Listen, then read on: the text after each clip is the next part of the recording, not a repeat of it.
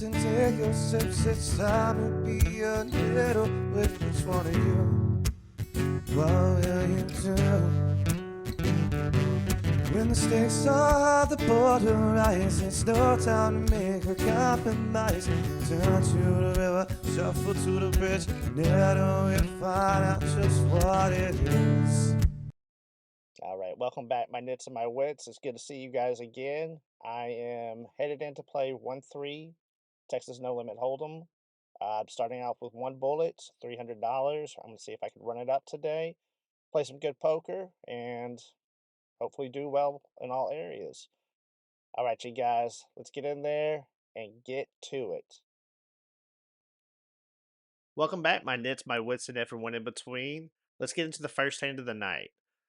I look down, I see the jack of spades and the nine of spades in the big blind.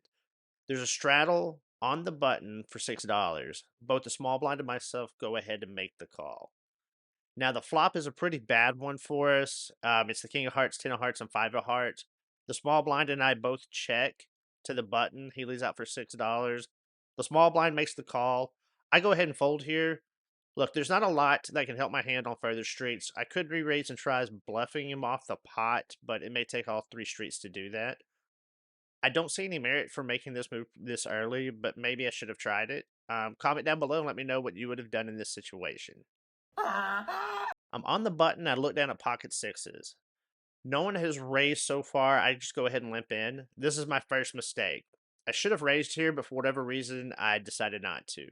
So there are 3 of us to the flop, and it comes out the ace of clubs, the queen of clubs, and the 7 of clubs. It checks around to me. I go ahead and check back. This right here is my second mistake. I think I probably should have put out a feel a bit to see where I'm at, especially since I have position with the club in my hand. The turn is the jack of hearts. The big blind leads out for $15 trying to build the pot. The player in front of me folds, and I think about it for a little bit. Okay, so he may have a pair or two, maybe a straight, draw. I feel he doesn't have a flush draw, or he would have bet flop. However, an ace or a queen in this position would probably check to see if anyone else would be representing the flush or at least a flush draw. So I go ahead and float the turn and put $15 into the pot, seeing if another club or a miracle six comes. The river is absolutely as useless as a concrete parachute. It's the eight of hearts. The big blind continues his aggression and bets $30. I go ahead and give my cards back to the dealer. Alright, so I'm putting this hand in this vlog because I want to show everyone what poker can look like a good portion of the time. I'm under the gun and I see king of spades and the jack of spades. Now I bump it up with my normal bet in this game, which is right around $15. I get no one to call. So much of poker are hands like these where you have decent hands, but you sometimes don't get any action or very little action. But hey, a win is a win, and I needed that no matter how small the win is.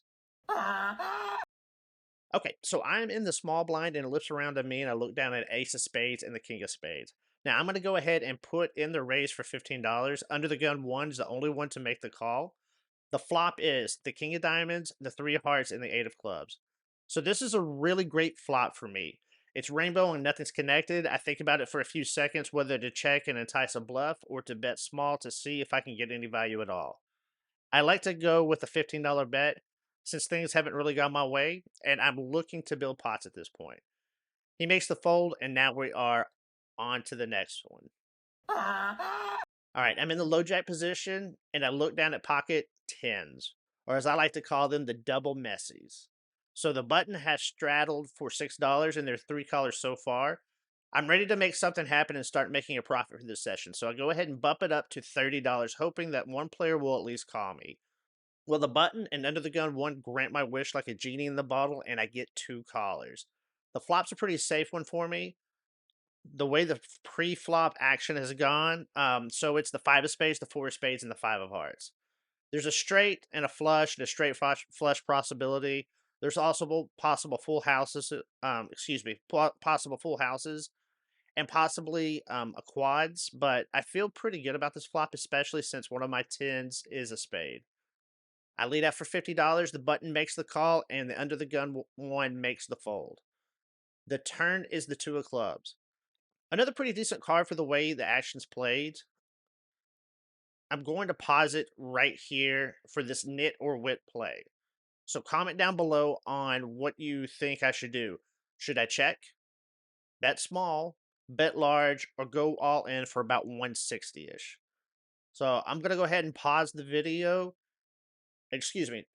I want you to pause the video and comment. So comment what you think I did.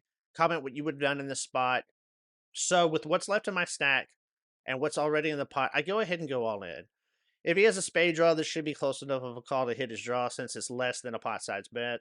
Plus, I don't think I'm going to get much action on the river if it bricks or he has something of less value. But hey, I could be wrong. God knows I've been wrong plenty of times before. He quickly mucks over his hand, which is pocket sevens. I think he was looking to spike a seven and maybe get a small bet. Um, I could have, or maybe I should have bet small. I could have gotten another call.